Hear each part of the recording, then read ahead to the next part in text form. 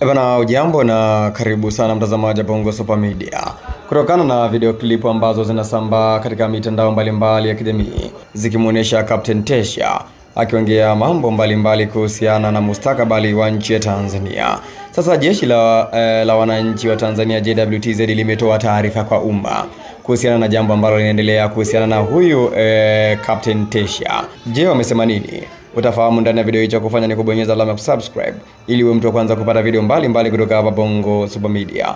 Na bila kupoteza muda, jeshi la wananchi Tanzania limeandika taarifa kwa vyombo vya habari. Jeshi la ulinzi la wananchi wa Tanzania JWTZ linataarifu umma wa Tanzania kuwa kumejitokeza baadhi ya watu wanaotumia mitandao ya kijamii kuweka maudhui yanayochochea kuliingiza jeshi katika mambo ya siasa.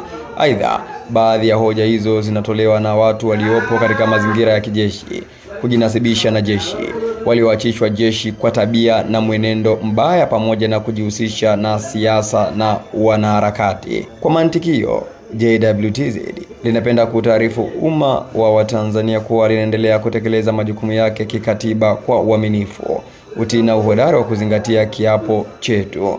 Imetolewa na mwisho wa kunukuu. Hiyo ndiyo taarifa kwa umma kutoka JWTZ, jeshi la wananchi kutoka hapa nchini Tanzania. Kwa maana yake hapa jeshi linasema kwamba huyu mtu ni mtu ambaye tayari alishafutwa jeshi.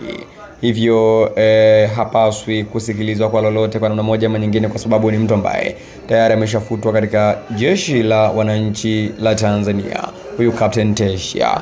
Hivyo jeshi litaendelea kusimamia misingi ya kikatiba kama kawaida. Wewe maoni yako ni yapi kuhusiana na hiki ambacho JWTZ imekitoa kama taarifa kwa umma? Andika hapo katika sehemu ya comment.